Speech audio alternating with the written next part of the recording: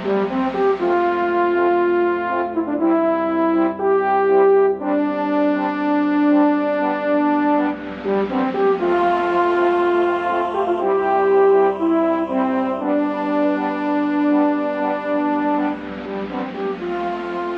to Cinescope, where our goal is not to criticize or to assign ratings, but rather to celebrate the movies we love, exploring story, characters, music, and relevance to the world around us. I'm your host, Chad Hopkins, and joining me today is Ethan Small to talk about one of our favorite films, Catch Me If You Can. Ethan, how are you doing tonight? I'm doing good, Chad. Thanks for having me back. Yeah, it's been a long while. You mentioned, I guess a month or so, oh, it was probably 2 months now at this point, that you were interested in talking about this movie.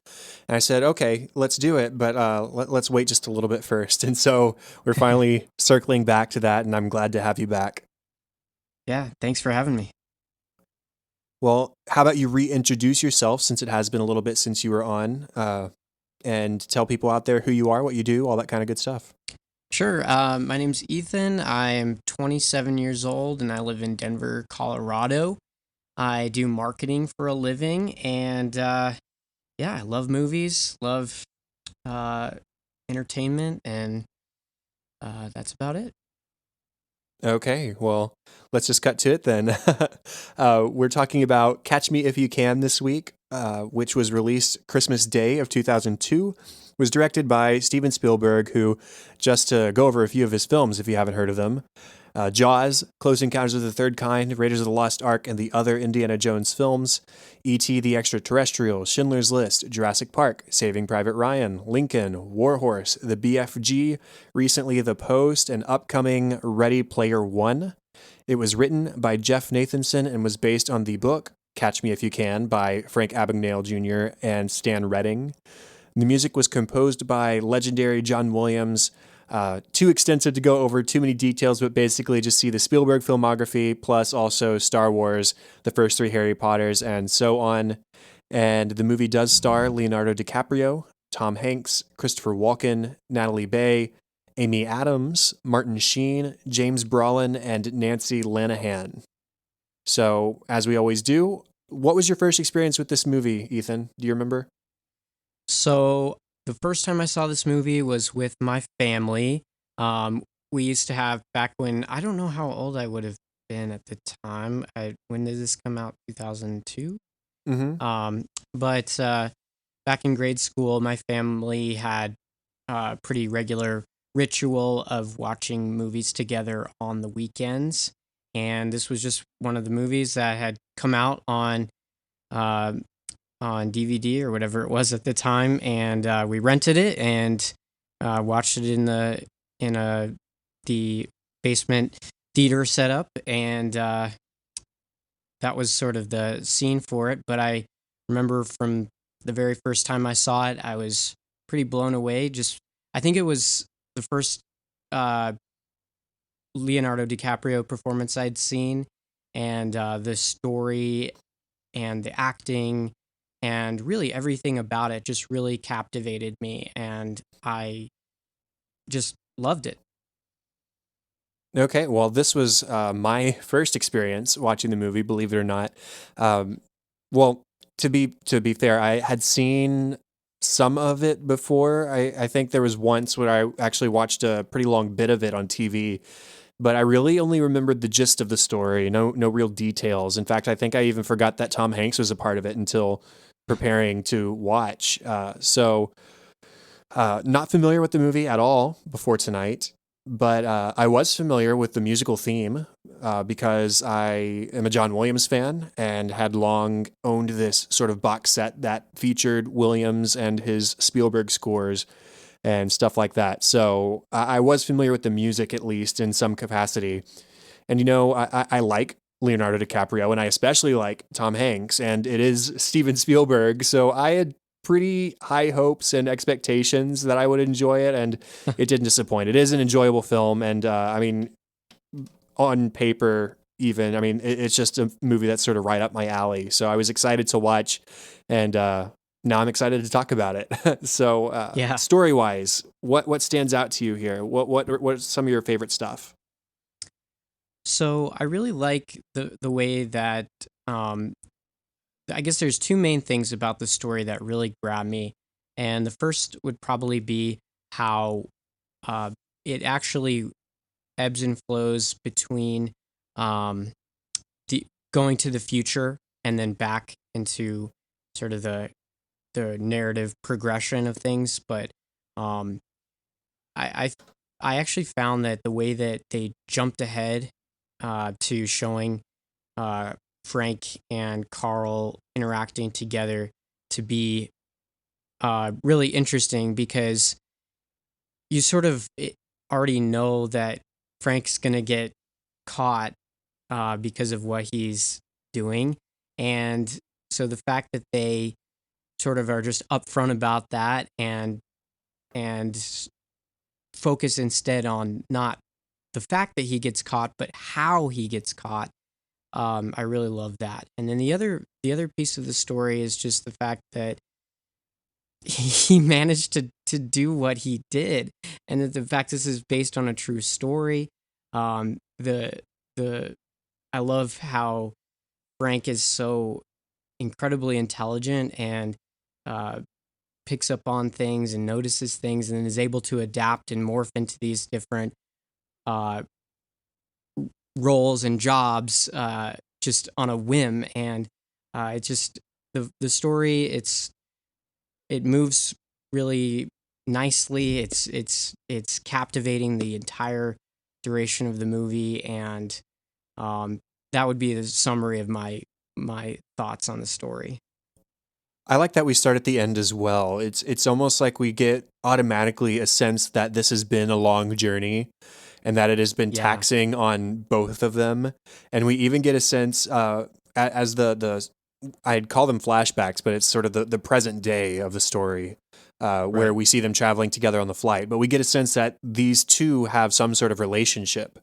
So even how fitting that this movie released on Christmas and their interactions were always on Christmas or Christmas Eve or Christmas Yeah, time in general.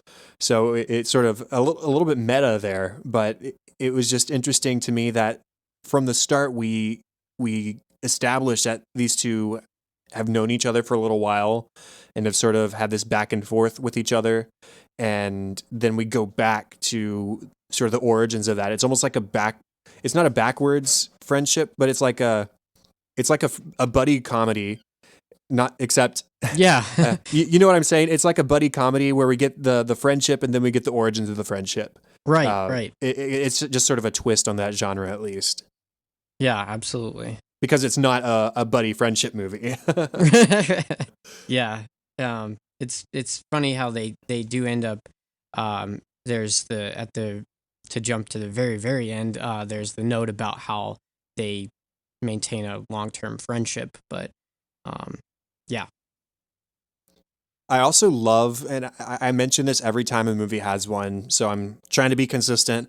I love that we have an opening title sequence where we have this sort of unique style of animation, and Yeah. it's paired with the music by John Williams, and it's like this evocative theme of mystery and intrigue, and it's just a great way. It's always a great way to open the film.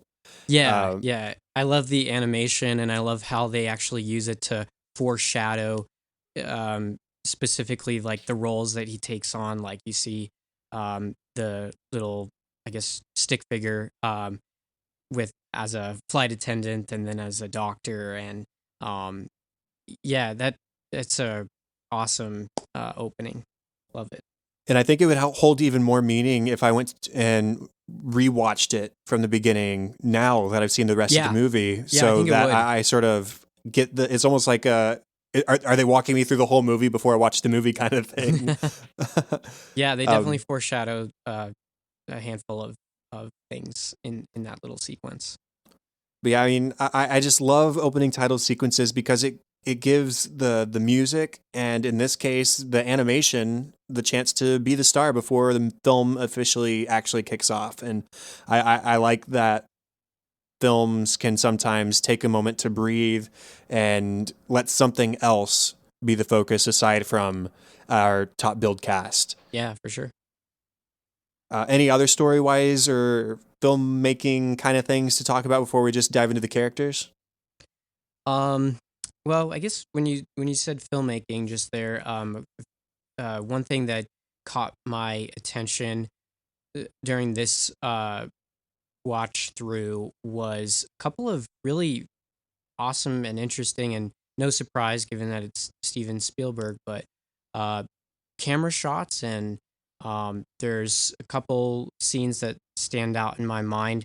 I'll just mention real briefly. One of them being the interaction with uh,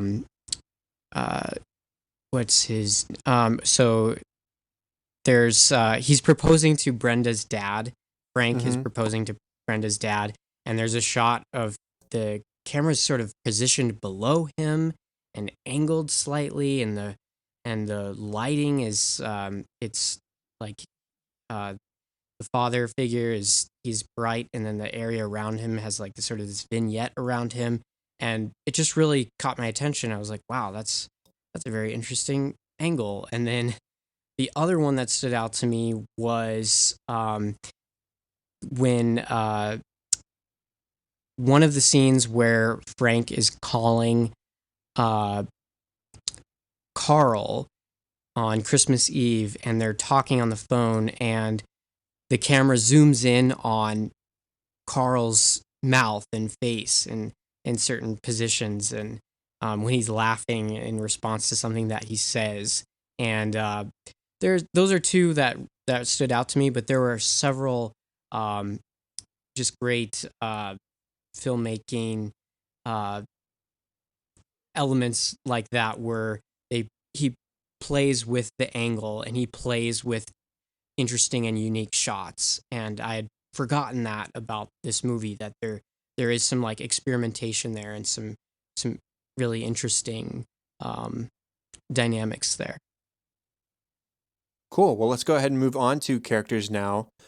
Starting off with Frank Jr. And, he sort of reminds me vaguely of Judy, Kirsten Dunst's character in Jumanji, only because we recently talked about that movie. Because Judy, I'm pretty sure that's her name, is a compulsive liar in the film. Hmm.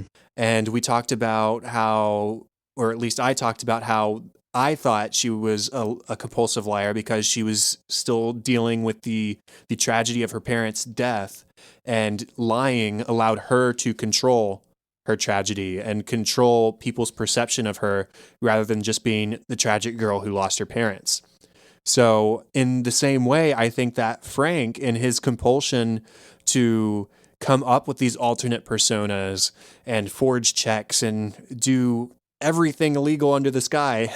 Well, that's not fair to him. Not everything illegal. He doesn't kill anybody, but he takes control of his life by creating fictions, starting with the substitute teaching. Really, it's like he's trying to make up for his father's failures, but he doesn't see his father's failures as his failures, but rather almost his father being robbed by the government. And, the IRS is the bad guy, and Frank's father actually did nothing wrong. And so he's creating these fictions to sort of justify all the stealing he's doing. And then, plus, in addition to the IRS troubles, you've got his parents' marriage problems. And there was a scene early on where his dad and mom were going over the often told story of how they met and fell in love and came to where they are today, and they're dancing together and they're very happy. But then the IRS trouble, they move out of their bigger house into a smaller apartment, and she leaves him.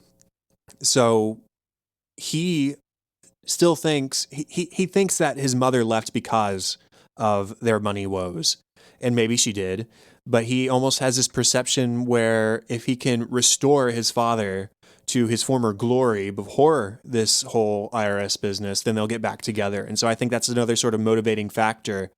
And unfortunately for him, by the end of the film, his father is dead.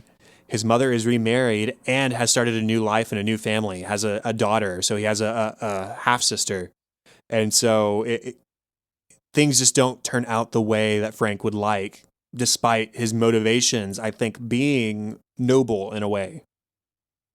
Yeah, I think his dad really is probably his biggest motivation. You just have several scenes where he's like, "Dad, I bought you this car, and look what all these great things that I'm doing. I'm a doctor. I'm a lawyer," and he really wants to redeem his dad more than anything, and that's really his biggest fault. And it's also interesting too how his dad is also the one that, well, he sort of leverages things that his dad he's seen his dad do to enable him to take on the roles that he does and to appeal to people's emotions, things like pulling out the necklace and asking the woman if she had dropped it,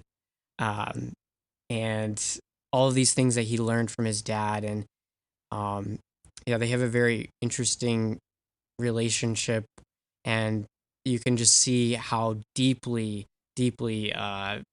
Frank loves his dad and cares about his dad. Both when they're interacting together, and also when he finds out that he's died. Right. It's almost like his drive to escape disappears with the knowledge that his father is no longer with him. Um, Right. but that influence is definitely there. There is the necklace that you mentioned. There is the story of the mouse and the cream, which he relies on when he's Yeah. asked to pray over dinner, and he doesn't really know what to do, and so That's a he funny tells the scene. story of the mouse and the cream instead. And even the analogy with the Yankees, that they're distracted by the pinstripes. That's something he stole from his father. Hmm.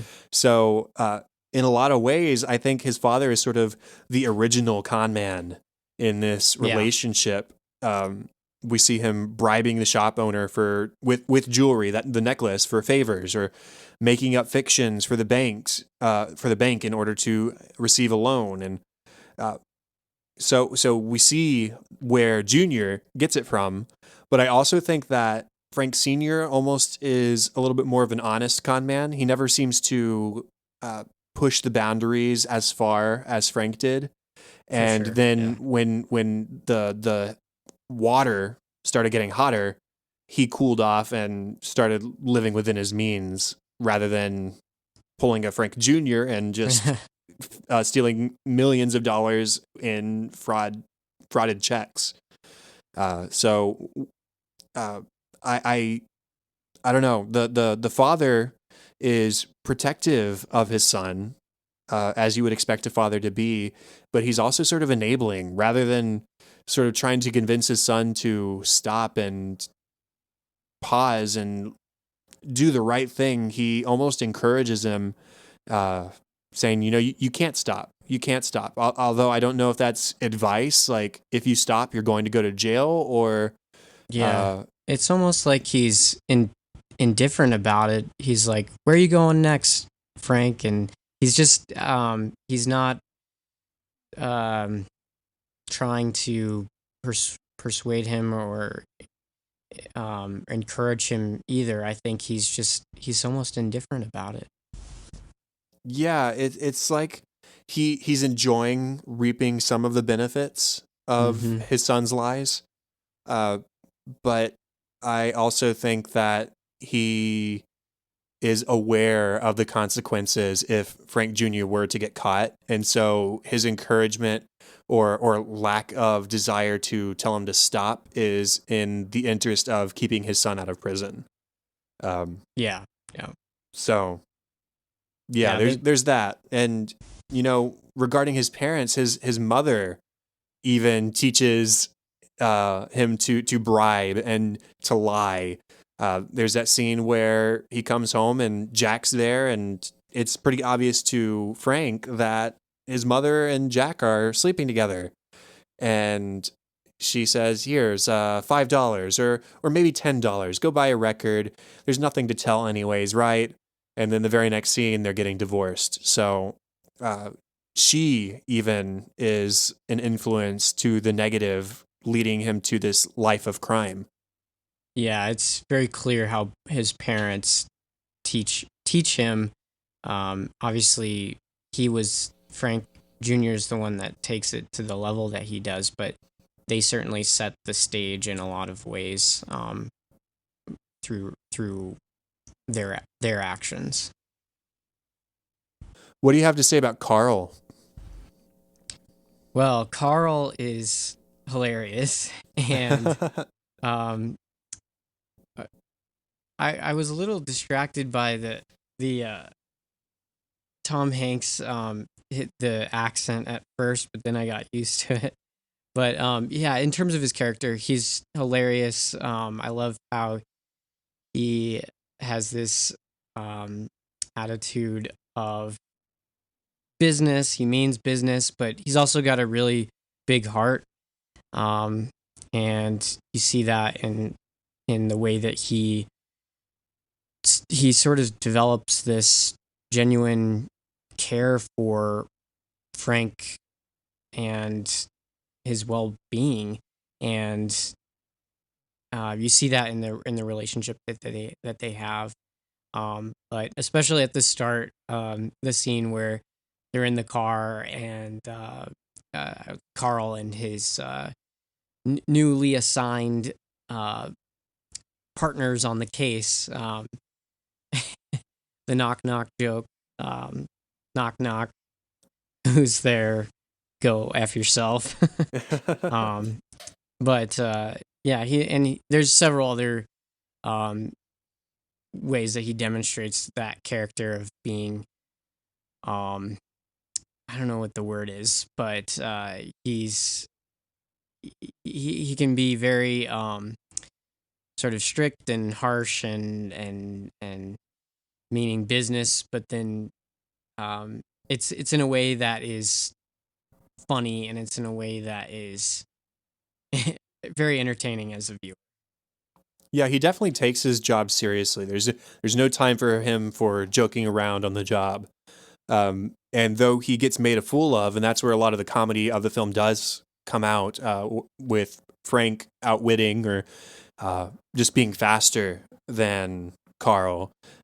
He gets made a fool of, but he's definitely not a fool. He shows that he's pretty smart, pretty resourceful. He picks up on subtle things like Barry Allen being a comic character, or when Frank mentions the Yankees, and Carl's able to surmise that he's from New York City and is able to pretty quickly draw the line between Frank Abagnale and the guy he met at the hotel in the first place. So Yeah. he is a smart guy, and he is able to more or less keep up with Frank. Frank's just one or two steps ahead most of the time. Yeah, I like that I think Carl's character really does develop over the course of the movie, because at the start he does kind of come off as a little bit aloof, um and I mean, the way that Frank outsmarts him in their first confrontation, when Frank pretends that he's with the Secret Service is in fact very smart. But you also have this sense of, really, like, you didn't like take further measures to make sure that he was in fact with the Secret Service. And then later on, as he develops, you see Carl learn the behavior of Frank, and he very quickly starts to pick up on the cues and identify what Frank is more likely to do next, and hence why he is ultimately able to catch him. And um, it's a pretty cool to see that progression. And but it's clear throughout the entire film that yeah, Carl's is a smart guy, and who knows what he's doing. It just goes to show that Frank is also very smart and observant. And when he's first starting out this whole ruse and lifestyle as a pilot, he goes and he asks questions, and he watches videos to learn how to fit himself in. He's resourceful in that way. He comes across this machine at an auction that is able to help him to more realistically forge checks. And he is very on top of his game and quick on his feet. When Carl and him first meet each other, it doesn't take him but the snap of a finger to come up with this CIA or Secret Service persona, and with his charm, because he's a very charming guy, convince Carl that he is who he says he is, and no, you don't need to really check my ID because I'm obviously telling the truth to you. As he says, tell where is it? Tell them what you want him to know, basically. If you don't, people only know what you tell them, right?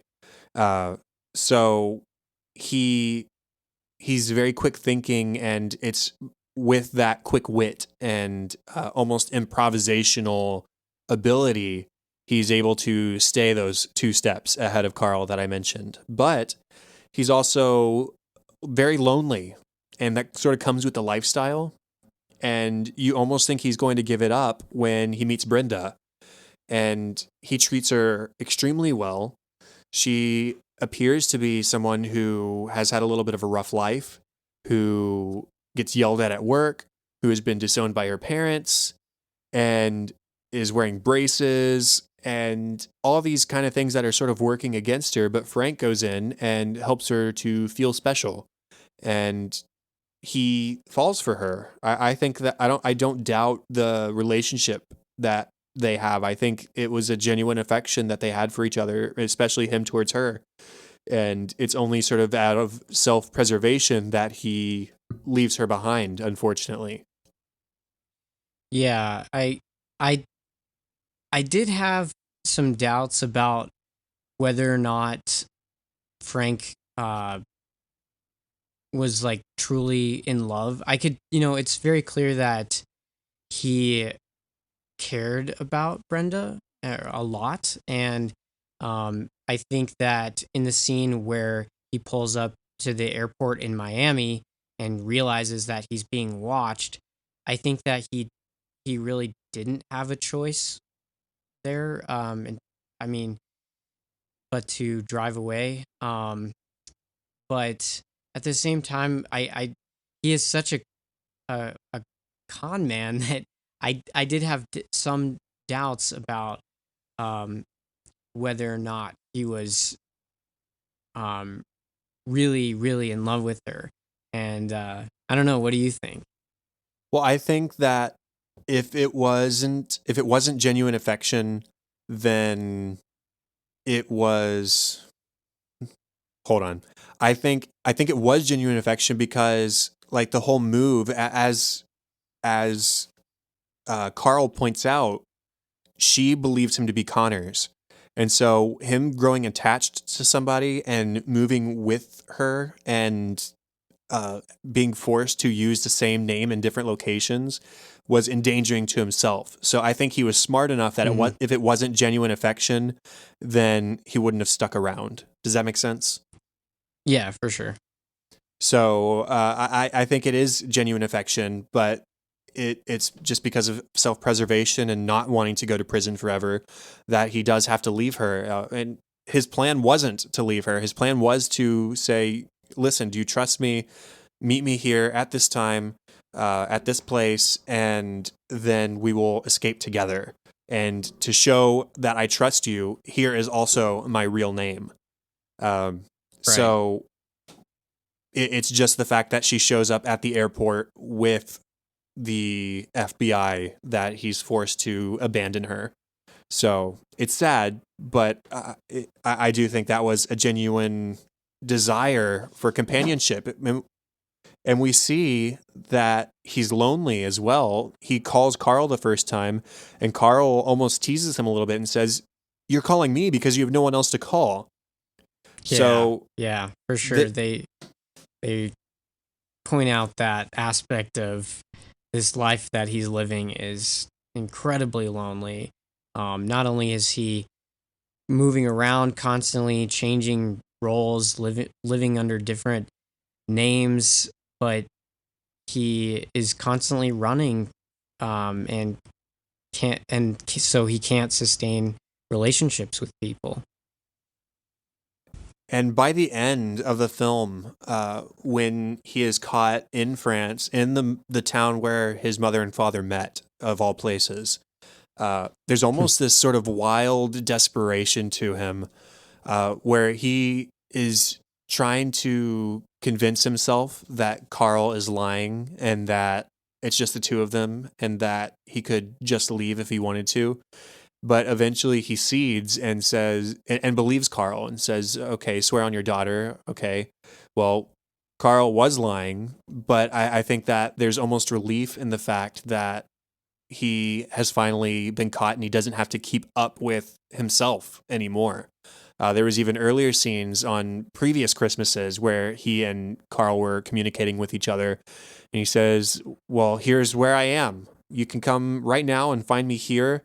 And Carl doesn't believe him, but then there's the camera focus on the door as Frank walks out, and he was telling the truth. It was almost like he was asking to be caught so that he could stop this lifestyle before it spirals out of control. And because Carl doesn't believe him, it does spiral out of control. Yeah, there comes a point where Frank realizes that he has put something into motion that is unstoppable and it's out of control.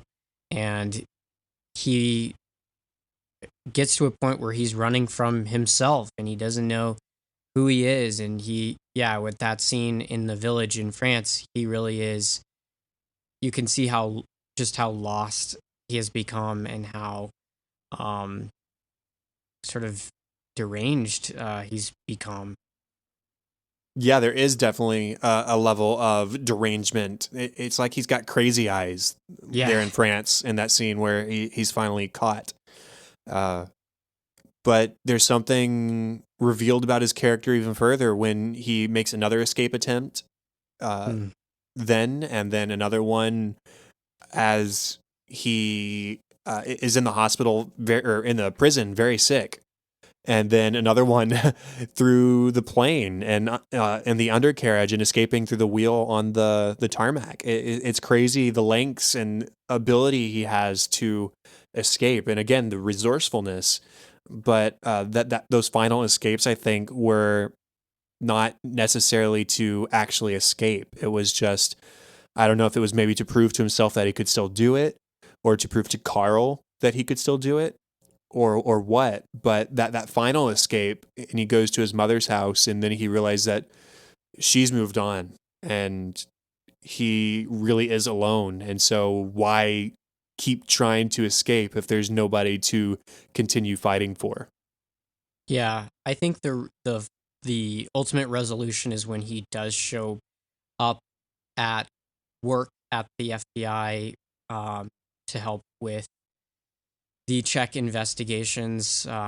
There's that moment where you see him about to leave again, wearing a flight uniform, and the fact that he shows back up again on his truly on his own volition, without being caught, without any other sort of external force, other than the responsibility and the consequences. But that's the one time that we see him not try to escape when there it's not actually an opportunity to escape, but when there is in his own mind. Right. Are there any other characters you wanted to talk about? No, that's it. Okay, I just did want to mention that Brenda is played by Amy Adams, and this was actually like 3 years before her big breakout in Enchanted. It's crazy that this was her first major film role, but still her career didn't kick off until a few years later. I forgot she was in this. Yeah. Rewatching it, and I recognized her immediately. I was like, oh my god, that's Amy. Yeah. Right. I always think of Enchanted as being her first film role, even though it wasn't. It was just the one that made her famous. And even that same year, 2005, she was in season 1 and parts of season 2 of The Office. And right. She's gone on to do some really great work. Right. I just forget that she was involved in the industry a few years before then, even if she wasn't a major star yet. Right. Yeah, and I guess on that same note, there's also several other actors. The cast here is really actually fantastic. It's not just Leo and Tom. It's actually you've got Christopher Walken, you've got Amy Adams, you've got um I'm trying to remember the guy. Okay, Martin Sheen. Martin Martin Sheen, Sheen. who plays Brenda's father. So yeah, it's really an all-star cast. Yeah, you've even got Elizabeth Banks and Ellen Pompeo in smaller roles. And So, Jennifer Garner makes a oh yeah, appearance that's as true. well. Her too. She's not even listed on the cast list on Wikipedia. So, I mean, it's a super small role. She's only in that one scene. Right. Uh, but yeah, I recognize her in the scene, and it is cool. I mean, it's a Spielberg film. You would expect him to get the big people, but it's funny Sure. how many younger people he had sort Mm, of on the cusp of the start of their careers in this movie. right. Yeah. Now, moving on to the music by the maestro, John Williams. What I thought was really interesting about this music, as I said, I was familiar with it ahead of time, but it's very jazz influenced, which I think Mm. is fun because I think I'm sort of scanning through Wikipedia right now as I say this. I'm pretty sure that John Williams's roots as a musician are as a jazz pianist. Oh. So he is definitely returning to sort of home base, as it were. Huh. We know him for his huge orchestral works, and this is not a huge orchestral work. This is very small, almost chamber esque, and it is very jazzy. And there are sort of two main themes uh, sprinkled throughout the score. There's one for Carl and the investigation and the sort of drawing in on Frank. And that's the tune that we hear in the opening credits during that animation. And then the other one is for Frank as he develops new skills or creates a new persona. And it's very lighthearted and whimsical. And it's neat having this contrast between the two themes for the two characters. Yeah. That's really cool that you brought that up about it being jazz. I think it's fitting that jazz, one of the foundational elements of it is improvisation, and Mm-hmm. Frank is an improviser.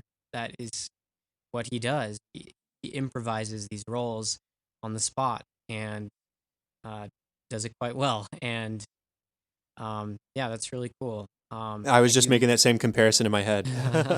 Yeah, that's really cool. I love that fluttery flute sound and the conspicuousness of it, and it really makes this a sort of a detective movie in a way because um, you've you've got the chase happening, but you've also got the investigation side of it, and I find that uh, that music that it has that conspicuousness about it and intrigue is very very fitting. So And I did just find confirmation in Wikipedia that during the 50s, when he was in New York City, John Williams did work as a jazz pianist huh. in the city's many jazz clubs. So I was pretty sure I had that nugget of information stored away somewhere and that it would resurface, and it was thankfully correct. So I like the improvisational nature. As you said, it's very fitting. The energy is right, and it's a great score. There's really not much else to be said. It's John Williams, so what would you expect? But it, Absolutely. Yeah. it's a good listen, and including separate of the film. As I said, I was familiar with it outside of the film, and I'd like to sit now that I knew the main theme, and I've seen the movie with everything, and so now I just need to sit down with the whole score separate from the film and see how that plays out. And I'm sure it's wonderful. Yeah. It just makes the movie all that more memorable, just like other scores serve that function for film. Now, as far as relevance and themes and takeaways go, what's one that you have? Um, one of the things I put down was that criminals not necessarily being evil or bad people. Frank is a criminal of a very bad kind, but at the same time, throughout the movie, it's pretty clear that he is a good person at heart. He is very loving. You see this in the way he treats his father and his parents and Brenda. Um, despite his many, many, many faults, you can see pretty clearly, I think, that at his core, he's a good human being.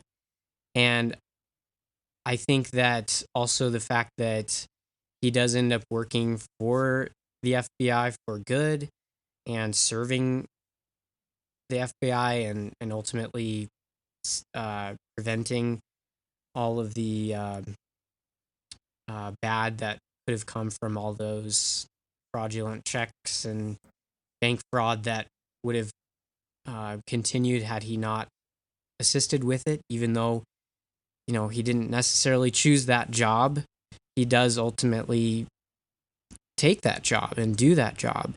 And so I think that's one of the takeaways for me. I was thinking the same thing. There's this idea of how we all have talents that can sort of be used for good or for evil. And Frank is eventually able to use his Right. skills and experience in service of the government rather than Just in, took him a while to get there. And rather than in rebellion to it. Right.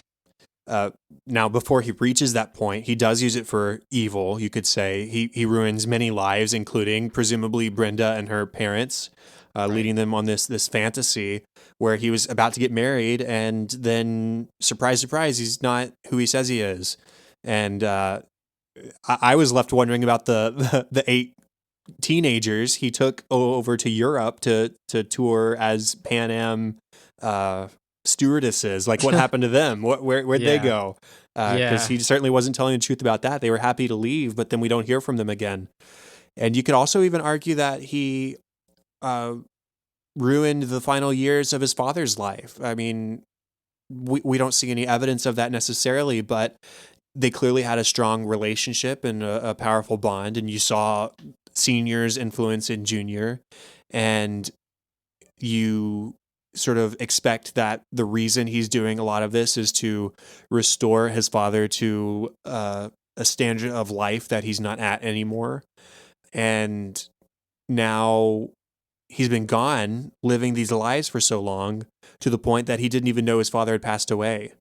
So I think that it could be said that his father may have died happier had his son been there at his side. And certainly Frank wouldn't have this regret for not having been present because of his lies.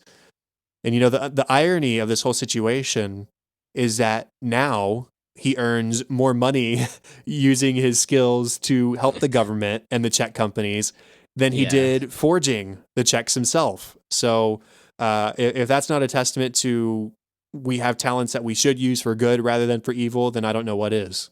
Absolutely. And there's also just the idea of dishonesty. There's little white lies are one thing, but Frank built his entire existence around lies to the point that he loses everything. He can't live a normal life when his normal life is built on lies. He loves Brenda, as I was saying, but he has to leave her to escape Carl. He misses the final years of his father's life. And so there are these important milestones that he can't live. He can't live the normal life because, like I said, his normal life is built around lies. He doesn't have a normal life because he's not even living as himself, technically. Yeah, Frank becomes a prisoner to himself as a result of lying and having to which lying causes him to have to constantly run. And the movie shows just how lying equals a lonely existence. He By being deceptive, by not telling the truth, by being dishonest, he doesn't have any real friends and or connections with people that have real meaning behind them. Everything is is existing under this veil of deception, and yeah, that's pretty clear. And lastly, for me at least, as far as takeaways go, perseverance. You have this tale from the beginning of the two mice, one who drowns in the cream because he gives up, and the other one who struggles and struggles, eventually churning the cream into butter and crawling out. And his father introduces that at the beginning as sort of a way of explaining his clawing his way to the top. And then Frank Jr. uses it as a prayer at one point. But if you look, Carl perseveres throughout the whole film over a period of several years to catch this one guy.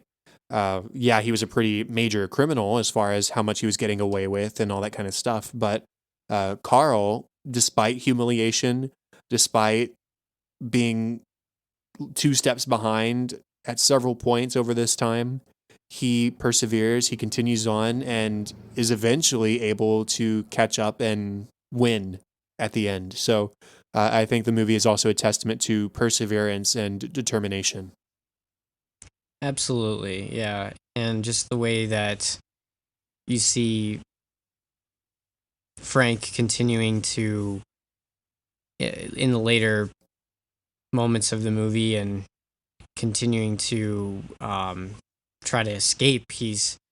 It's not good, but he is persevering in his quest to be free, and I think he does actually eventually get there in his role as the FBI employee. Any other takeaways or final thoughts on the film? That's all I've got.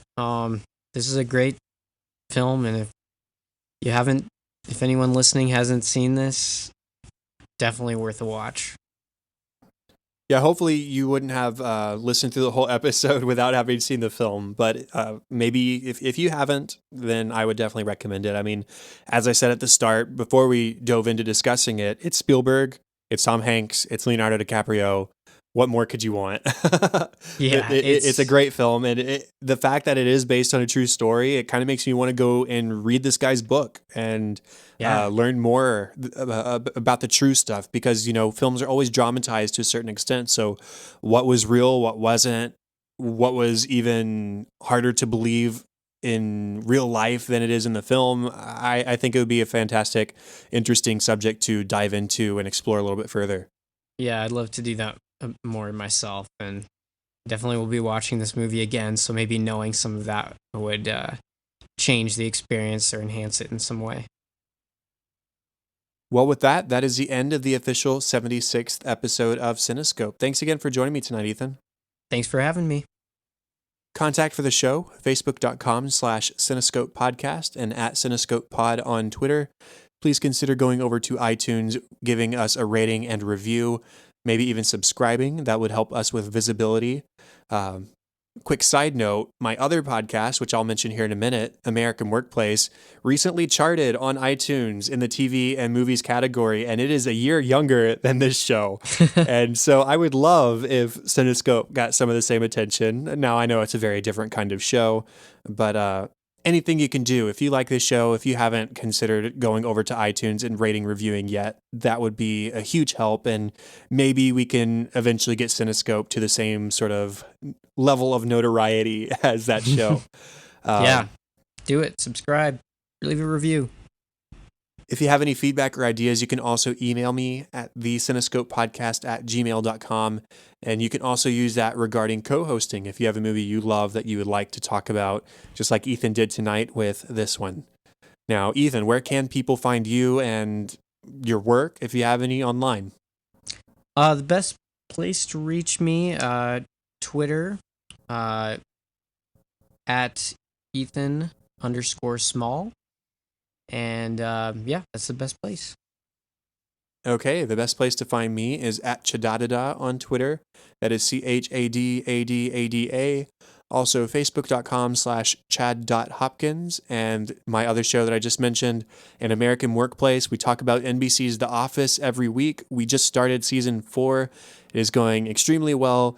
I'm blown away by the reception for that show and the listenership. So I'd love it if you checked it out. If you like The Office, or if you would like to watch The Office, we don't spoil anything as we go.